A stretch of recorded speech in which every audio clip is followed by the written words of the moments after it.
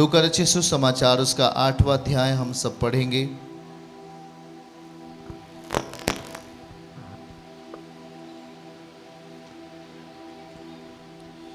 लूका 8 अध्याय उसके 22 आयत से लेकर 25 आयत तक पढ़ेंगे।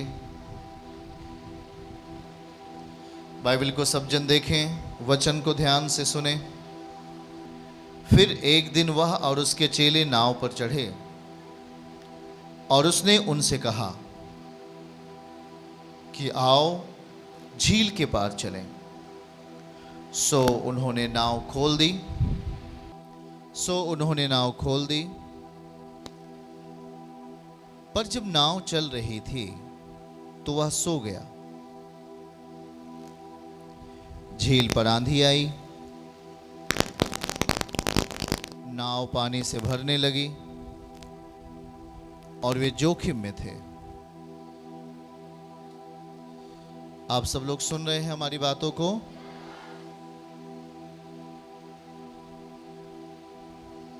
तब उन्होंने पास आकर उसे जगाया और कहा, हे स्वामी, हम नाश हुए जाते हैं। तब उसने उठकर आंधी को और पानी की लहरों को डांटा और वे थम गए। और लिखा है वहां चैन हो गया। और उसने उनसे कहा, तुम्हारा विश्वास कहां था? पर वे डर गए और अचंभित होकर आपस में कहने लगे, यह कौन है जो आंधी और पानी को भी आज्ञा देता है और वे उसकी मानते हैं? हाथ उठाकर कह सकते हैं, ये कौन है? कौन है ये जो आंधी को और पानी को आज्ञा देता है और वे थम जाते हैं? आंधी को आदेश दिया, आंधी क्या हो गया? पानी बरसना बंद हो गया, पानी की लहरें बैठ गईं, तूफान बंद हो गया।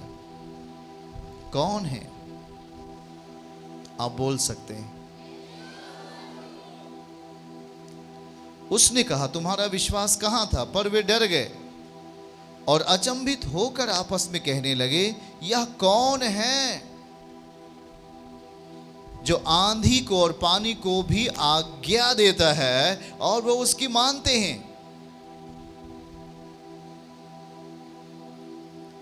आंधी और पानी किसके सामने आ गए थे? यीशु मसीह के। और यीशु मसीह ने आंधी और पानी को क्या दिया? जोर से बोलिए। आंधी और पानी को क्या दिया? और लिखा है कि वे उसकी मानते हैं। आंधी, तूफान, जल की कोई भी धाराएं जो उठ रही थी, वे क्या हो गईं? शांत हो गई। और जब हम इसको मत्ती 8 अध्याय उसके 26वीं आयत को अगर देखें तो वहां क्या लिखा है? मत्ती 8 और उसके 26वीं आयत को हम देखेंगे। ध्यान से देखिए। उसने उनसे कहा, हे अल्प विश्वासियों, क्यों डरते हो? तब उसने उठकर आंधी और पानी को डांटा और लिखा है सब शांत हो गया। ऐसा अपने बगल वाले से कह सकते हैं, सब शांत हो गया। ना ही तो वहां आंधी रही, ना तो वहां पानी की कोई बाढ़ रही, ना तो आंधी का बल रहा, ना तो पानी का बल रहा। बोलिए, सब शांत हो गया। किसने डांटा? प्रभु ने जब डांटा तो लिखा है सब शांत हो गया। वही होगा आपके लाइफ में। आपके लाइफ में भी हर एक आंधी आज और तूफान शांत होंगे यीशु मसीह के नाम में। आपका आमीन छोटा है क्या? आपके जीवन से आंधी और पानी शांत होंगे यीशु मसीह के नाम में। क्योंकि याद रखो, जब वचन बोला जाता है, जिस भी विषय पर परम पिता अपना वचन कह रहे हैं, उसके पुत्र के द्वारा वो चीजें पूरी होती हैं। आज हम इस बात की चर्चा क्यों कर रहे हैं? लोग आंधी से परेशान हैं, तूफान से परेशान हैं, जोखिम से परेशान हैं। दिखाइएगा उस लूका 8 अध्याय के 24 आयत। लोग जोखिम है उनकी जिंदगी में।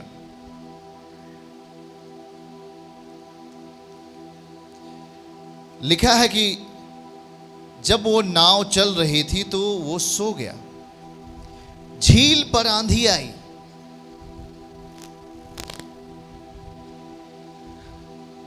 झील पर आंधी आई ताकि वो नाव डूब जाए उस पानी के भीतर। नाव पानी से भरने लगी और वे जोखिम में थे।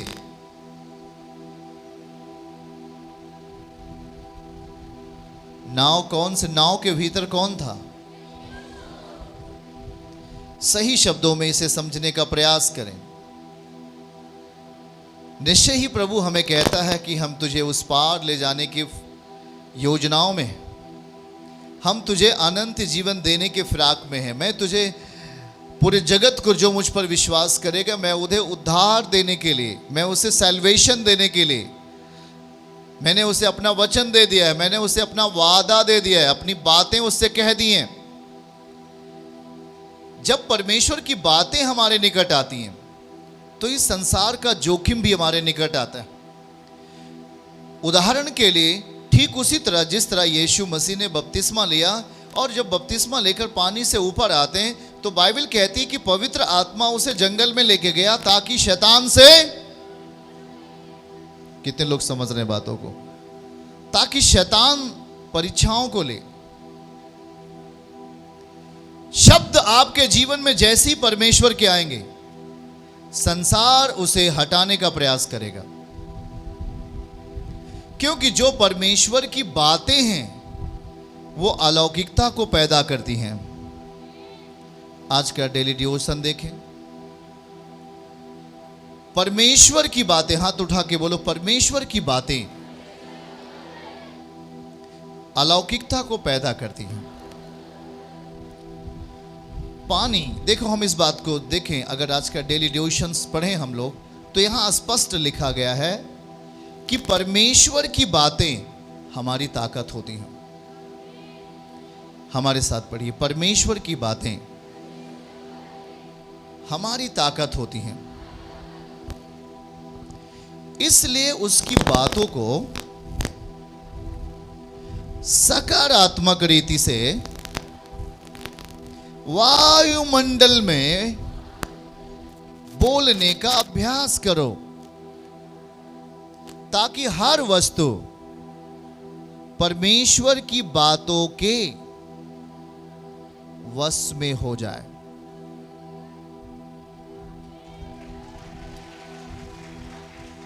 याद रखो, जब आप हमारे साथ सोशल मीडिया पे हैं, यीशु आश्रम मिनिस्ट्रीज के ग्रुप में हैं, तो आपको डेली, जब मैं सुबह प्रेयर से उठता हूं तो मैं ये जरूर लिखता हूं, और मैं डेली लिखता हूं, आप ताकि इसे समझें। फिर से इसे पढ़ें, परमेश्वर की बातें हमारी ताकत है। वैसे दिखाओ जैसे दिखा रहे थे, वैसे दिखाओ। आप तो दो कर सकते हो तो ऐसे दिखाओ, सिंगल मत करो, ऐसे दिखाओ दो। परमेश्वर की बातें क्या हैं? सब लोग हाथ उठाओ, बोलो, परमेश्वर की बातें हमारी क्या हैं? परमेश्वर की बातें हमारी ताकत है। इसलिए उसकी बातों को सकारात्मक रीति से, कैसे? नकारात्मक नहीं, सकारात्मक रीति से। जो परमेश्वर की बातें हैं उसे अपने अंदर सकारात्मक रीति से क्या करना है? उसे वायुमंडल में, ये क्या है? हमारे आपके ऊपर क्या है? वायुमंडल, आकाश। इसमें हमें बोलने की जरूरत है परमेश्वर के शब्दों को, क्योंकि आकाश की शक्तियां आपके कार्यों को बिगाड़ती हैं। हेलो, समझ रहे हो क्या? बगल वाले से बोलो हेलो, समझ रहे हो क्या? देखो, याद रखना, क्या हम इसको सिखा रहे हैं आपको? हम वहीं पे आ रहे हैं, पर परमेश्वर की जो ये बातें हैं वो आपके लिए आज सटीक हैं, वो आपको आशीष देंगी। परमेश्वर की बातें सकारात्मक रीत से वायुमंडल में, बोलो वायुमंडल में बोलने का अभ्यास करो। क्या करना है? अभ्यास का मतलब एक बार आपने बोला दोबारा बंद किया, ये अभ्यास नहीं है। अभ्यास का मतलब लगातार हम जहां जा रहे हैं परमेश्वर के उस वाणी को बोलेंगे वायुमंडल में। आमीन बोलो। हमें उसे बोलना ही है।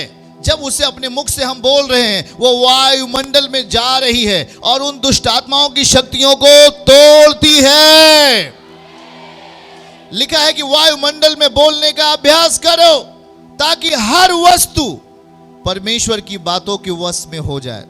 वो है परमेश्वर के वश में पूरी दुनिया है, पर क्या आपके जीवन में वो प्रमाणित होता है क्या? यदि हमारे पास परमेश्वर का वचन है, यदि हमारे पास परमेश्वर पर हम विश्वास करते हैं और उसके शब्द हमारे पास हैं, उसे हमें कहने की आवश्यकता है। स्वर्ग उसका है, पृथ्वी उसकी है, दुनिया उसकी है, पर याद रखो कि वो चीजें आपके अंदर किस तरीके से प्रमाणित हो रही हैं। आपके हाथ में वो कैसे आ रही हैं? ऐसे आएंगी, सकारात्मक रीति से। हाथ उठा के बोलो सब जन, बोलने से, बार बार कहने से। कहां बोलेंगे? इस पृथ्वी पर बार बार कहने से वो चीजें आपके हाथों में दिखाई देंगी। आमीन बोलो। छुटकारा नहीं मिल रहा है, हमें उसे बोलना है। इस आयत को हमें बोलना है। इस लिखा है कि वो जोखिम में थे। क्या लिखा है? सीधा सीधा वहां वचन हम पढ़ेंगे उसका 23। देखिए क्या लिखा हुआ है। परंतु जब नाव चल रही थी, हाँ, नाव हम ऐसा बोल सकते हैं कि वो हमारा एक विश्वास का जीवन है। बोले नाव एक विश्वास का जीवन है। सब जन कहना है, अगर यहां आप बैठे हो तो आपको बोलना है, तभी आप गवाही के साथ यहां खड़े होंगे। मैं फिर से कहता हूं, उसको हमें बोलना है। बोलो नाव एक विश्वास का जीवन है। क्या है वो? नाव चल रही थी। बोलो विश्वास का जीवन चल रहा था। बोलो विश्वास का जीवन। हाँ, हम अपना खेत का काम भी कर रहे थे, अपने बेटा बेटी के शादी विवाह भी कर रहे थे, अपना घर बना रहे थे, अपना नौकरी कर रहे थे, व्यवसाय कर रहे थे। सब विश्वास का जीवन था वो, और हम उस विश्वास के जीवन में चल रहे थे। वही है नाव जो चल रही है, उसका अर्थ विश्वास का जीवन चल रहा था। तभी ये लिखा है यीशु सो गया। परमेश्वर कभी सोता नहीं, पर वो शरीर में है इसलिए वो थका हुआ है, इसलिए वो सोया। और आगे लिखा है कि झील पर आंधी आई। क्या आई? झील पर आंधी आई और नाव पानी से भरने लगी। नाव क्या हो गई? विश्वास के जीवन में संसार का जीवन आने का प्रयत्न कर रहा था। विश्वास के जीवन में संसार का जीवन आने का प्रयास कर रहा था। विश्वास के जीवन में संसार का जीवन आने का प्रयास कर रहा था। बातों को समझो। आप चल रहे हो विश्वास के जीवन में, पर संसार की बातें आपके विश्वास के जीवन में आना चाहती। आपने चर्च में आकर अच्छी बातों को सीखा, पर घर पे जाकर ऐसी बहुत सारी बातें हैं जो परमेश्वर के वचन से मेल नहीं खाती, जो परमेश्वर के वचन से कोई ताल्लुकात ही नहीं है। ऐसी बातें आपके उस नाव के भीतर आना चाहती हैं। वे आंधी बनकर आना चाहती हैं, वो तूफान बनकर आना चाहती है। अगर समझ जाओ तो हालेलुया बोलो। कितने लोग इस बात को समझ रहे हैं? लिखा है नाव पानी से भरने, मतलब पानी। अच्छा ये बताओ, क्या नाव के अंदर पानी आना सही है? आप ही बताओ, क्या नाव के अंदर पानी आना चाहिए? अच्छा बताओ, अगर नाव के भीतर पानी आ जाता है तो नाव का क्या होगा? नैया डूब जाएगी। विश्वास की नैया क्या हो जाएगी? पतरस लिखता है कितने लोग विश्वास की नाव को डुबो दिया। हम विश्वास के जीवन में चलते हैं, आमीन बोलो। कौन सा जीवन? 2 बार कहिए।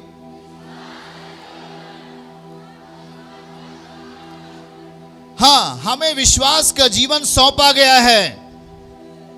हमें कौन सा जीवन सौंपा गया है? पर इस विश्वास के जीवन के रास्ते पर आंधी अर्थात संसार का जीवन आने का क्या करता है? प्रयास करता है। आपके उस नाव पर, आपके उस विश्वास के नाव पर, विश्वास के जीवन में संसार की चीजें आने का क्या करता है? क्या सही है? आपके नाव में यदि पानी आ जाए तो आपकी नाव क्या होगी झील में? डूबेगी कि नहीं डूबेगी? बताओ, डूबेगी कि नहीं डूबेगी? क्या यह सही संकेत है? यह शुभ संकेत है? आप किसी भी व्यक्ति के पास बैठ करके बुराइयों को करते हैं, किसी भी व्यक्ति के पास बैठकर पाप की प्रक्रिया को पूरी करते हैं, क्या यह सही है? नहीं है। आपको जो चीजें सौंपा गया है वो है विश्वास का आत्मा, विश्वास का जीवन जो चलता है यीशु मसीह के द्वारा। आमीन। विश्वास का जीवन कहो। और वो यीशु मसीह हमें क्या करता है? लेकर के हमें चल रहा है। पर संसार भी उस विश्वास के जीवन में आ करके आपके उस नाव को क्या करना चाहता है? कितने लोग बातों को समझ रहे हैं? आज आप में अपनी लाइफ में छुटकारा पाना चाहते हैं, मिलेगा। आशीष पाना चाहते हैं, मिलेगा। सभी समस्याओं को अंत देखना चाहते हैं, होगा। दुर्बलताओं को दूर होते हुए देखना चाहते हैं, होगा। परेशानियों को दूर देखना चाहते हैं, होगा। हाँ होगा, बोलो होगा। पर याद रखो, आपका जो जीवन है वो किस आधार पर, किस लेवल पर होना चाहिए, यह भी तो आपको समझना चाहिए। याद रखो कि आपके जीवन में जो कुछ भी चल रहा है, आपके जीवन में जो कुछ भी जा रहा है, क्या वो परमेश्वर की ओर से है? क्या? देखिए यहां पर फिर से उसी को दिखाइए, क्या लिखा है? जब नाव चल रही थी, अर्थात आपका जीवन विश्वास में चल रहे थे आप, तो लिखा है प्रभु सो गया उस नाव के ऊपर। फिर झील पर आंधी आई और नाव पानी से भरने लगी और वे जोखिम में थे। जब आप परमेश्वर के वचन को नहीं समझ पाते हैं, आप जोखिम में होते हैं। जब आप विश्वास की आत्मा में, विश्वास के जीवन में नहीं चलते हैं, आप जोखिम में होते हैं। क्योंकि आप हर परिस्थितियों का निवारण शरीर से करने का अभ्यास करते हैं। पर वचन लिखा, न बल से न शक्ति से, पर मेरे आत्मा के द्वारा होगा। शरीर, जब आप एक आत्मिक दुनिया में हो तो आपका समाधान आत्मिक तरीके से ही होगा। लिखा है नाव, पानी नाव के भीतर आना चाहता है। क्या है? शुभ संकेत है? बोल के बताओ सभी भाई बहन। नाव के भीतर पानी आना चाहता है, शुभ संकेत है। लिखा क्या है? देखो, जब नाव पानी से भरने लगी है, वो जोखिम में थे।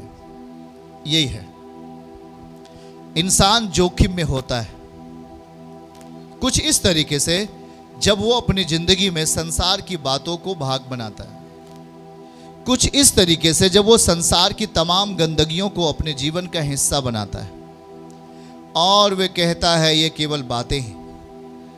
मसीहत में आपकी आंखें, आपकी जीभ या कहें आपकी ज्ञानेंद्रियां बहुत महत्वपूर्ण है। स्कूल में आए हुए सभी छात्र छात्राएं इस बात को जान चुके कि हमारी ज्ञानेंद्रियां कितनी महत्वपूर्ण होती हैं। हमारी आँख, हमारी नाक, कान, जुबान और चमड़े, ये कितने महत्वपूर्ण हैं। और जब हम इसको आत्मा के वश में देते हैं, इसको जब हम प्रभु के वश में देते हैं, तो इन ज्ञानेंद्रियों के द्वारा परमेश्वर अपना बड़ा चमत्कार आपके लिए करते हैं। देखो यहां पर लिखा क्या है कि वो लोग जोखिम में थे। क्यों जोखिम में थे बताइए जरा? क्योंकि संसार की परिस्थितियां आत्मिकता के क्षेत्र में जाना चाहती थी। उस नाव के अंदर क्या आना चाहता था, और वो आ रहा था, पानी आ रहा था। यह सही संकेत नहीं था। यदि आपने आज विश्वास किया, कितने लोग विश्वास के साथ यहां बैठे हुए हैं बताइए जरा? यदि आप विश्वास के साथ, विश्वास की आत्मा में यहां बैठे हो, तो हमें उस हर चीज को रोकना होगा जो हमारी नाव को डुबो सकती है। नाव किस पर चलती है बोल के बताइए? पानी। और बाइबल सीधे सीधे इसका एक दृष्टांत है, पानी का दर्शन। पानी एक संसार के तरीके का है। इस संसार के ऊपर मसीहत अपनी नाव देता है, विश्वास का जीवन। आमीन। और विश्वास के जीवन को जब आप लेके चलते हैं इस संसार के ऊपर, इस संसार में जब आप चलते हैं, तो याद रखो आपके जिंदगी में सावधानी सबसे बड़ी जरूरत है। यदि आप चाहते हो कि मैं इस नाव से मैं अपनी यात्रा पूरी कर लूं, मैं इस नाव पर इस नाव को डूबने नहीं दूं, तो आपको अपनी लाइफ में सबसे बड़ा सावधानी यह रखना होगा कि वो संसार की गंदगी को अपने मनोदशाओं में, अपने विचारों में आने नहीं दो। यह हर एक मसीहत का एक चैलेंज भरा जीवन है। 100 गंदे लोग हैं, एक अच्छा व्यक्ति। मैं कह रहा हूं कि यदि आप परमेश्वर के वचन पर भरोसा रखते हैं और आपकी लाइफ प्रार्थना वाली लाइफ है, आपका जीवन पवित्रताई का जीवन है, आपका जीवन संयम का जीवन है, आपका जीवन परमेश्वर से डरने वाला जीवन है, तो वो 100 बदलने में देर नहीं है। 100 के बराबर हो गए यीशु मसीह के नाम में। आमीन बोलो। मतलब एक व्यक्ति यदि आत्मा में जीवित हो गया तो वो 100 क्या हजारों लोगों को जिंदा कर सकता है यीशु के नाम में। आमीन। छोटा है तो क्या बोल रहे हो आप? समझो, बगल वाले से बोलो, क्या हम परमेश्वर के साथ हैं क्या? इस बात को याद रखना। हम विश्वास तो करते हैं, पर विश्वास के लिए जो चीजें जरूरत है हम उसे उपयोग में नहीं लाते। हमारी लाइफ विश्वास के आधार पर जिंदा है। हमारा विश्वास किससे है? वचन से है। हमारी जिंदगी में विश्वास कैसे आता है? परमेश्वर के वचन को पूरा करने के द्वारा। हाँ या ना? और देखो, संसार भी आना चाहता है ताकि आपके विश्वास को चोरी करे, आपके विश्वास को तोड़े। याद रखो, जब हम परमेश्वर के वचन को पूरा करते हैं तब तो हमारी जिंदगी में परिणाम को कोई रोक नहीं सकता। आपकी लाइफ में चंगाई कोई रोक नहीं पाएगा। आपकी जिंदगी में, परिवारों में आशीषों को कोई रोक नहीं सकता है। इसलिए याद रखो, यह संसार आपकी लाइफ में जाना चाहता है। यह संसार की तमाम गंदगियां, बुरे विचार, या कहेंगे तमाम ऐसे बुरे कर्म, वो आपके उस आत्मिक नाव के जीवन में, आत्मिक नाव के ऊपर जाना चाहता है ताकि वो नाव डूब जाए। काम खत्म, फिनिश। यदि आपकी नाव ही डूब गई, विश्वास ही आपका खत्म हो गया, तो आप किस स्तर पर अपनी यात्रा पूरी करोगे? क्या बताओ, पूरी कर सकते हो? बगल वाले से बोलो, सावधान, सचेत, सावधान। हालेलुया। हमें क्या रहने की जरूरत है? कितने लोग सावधानी के साथ चल रहे हैं? चल रहे हो? जब आप परमेश्वर पर भरोसा रखते हो, तब आप, जब उससे आप डरते हो और उस पर भरोसा रखते हो, कठिन पल आते, सुनते जाइए, कठिन समय आते, आंधियां आती, समस्याएं आती, पर आपका हानि नहीं होगा। सुनो ध्यान से, यदि आप उस पर भरोसा रखते हैं, तूफान आएगा। चेले किसके साथ थे? चेले नाव पर कौन था? आंधी आई कि नहीं आई? तूफान आया कि नहीं आया? वो तूफान और वो आंधी अर्थात संसार का बल उस नाव के ऊपर आ रहा था कि नहीं? पर यह बताओ, क्या संसार का बल उस नाव को खत्म कर सका, या उस नाव को उस समुद्र के उस झील के अंदर डुबो सका? क्यों? क्योंकि उस नाव के साथ कौन था? ये फीलिंग कौन करेगा? ये महसूस कौन करेगा? आपको। इसे तरोताजा कौन रखेगा? अगर आंधी आपके पास आती है तो हमें यह रखना, अगर आंधी आती है तो आंधी को शांत करने वाला यीशु मेरे पास है। अभी मैंने क्या बताया? मैंने आपको डेली डिवोशन सिखाया ना, परमेश्वर की बातें सकारात्मक रीति से हमें क्या करना है? इस वायुमंडल में बोलना है। आंधियां आती हैं, तूफान आते हैं, बीमारियां आती हैं आंधी के तौर पर, समस्याएं आती हैं तूफान के तौर पर याद रखो, हमें उस तूफान के रीति से नहीं हो लेना। ओ जी तूफान आ रहा है तो चलो तूफान के जैसे हम भी बन जाते हैं। नो, आपको यह बात याद रखनी है, आपका यीशु तूफान को शांत कर सकता है, लेकिन जब आप इस बात को विश्वास से कहोगे तब वो आपके लिए करेगा। आप चाहते हो कि मेरी जिंदगी में तूफान शांत हो, तो आपको वायुमंडल में परमेश्वर की बातें बोलना पड़ेगा। आपको विश्वास की आत्मा में कहना पड़ेगा, परमेश्वर मेरे साथ। आपको कहना पड़ेगा विश्वास से, प्रभु आपने अंधे की आंखें खोली हैं, खोली कि नहीं खोली? लंगड़े को चलाया कि नहीं चलाया? हमें इस बात को कहना है, परम पिता आपने अंधे की आंखें खोली, आपने लंगड़ों को चलाया है, मरे हुओं को जिंदा किया है, आपने आंधियों को शांत किया है, तूफान को शांत किया है। तो आज का आंधी तूफान क्यों शांत नहीं होगा? क्यों शांत नहीं होगा? क्या आप इस विश्वास की आत्मा को वायुमंडल में बोल रहे हैं? क्या आप इसे अपने मुख से कह रहे हैं? क्या जब आप इसे सकारात्मक रीति से कहेंगे, हर तूफान थमेगा, आपके लिए रेस्ट आएगा यीशु मसीह के नाम में, आपके लिए विश्राम आएगा यीशु मसीह के नाम में। आमीन बोलो। चर्च की सभी प्रार्थनाओं को और परमेश्वर के दास के द्वारा टीचिंग सुनने के लिए और अपडेट्स को जानने के लिए हमारे इस चैनल को सब्सक्राइब करें और साथ में बेल आइकन को दबाएं, ताकि जब भी लाइव प्रार्थना हो तो सबसे पहले आप देख सकें।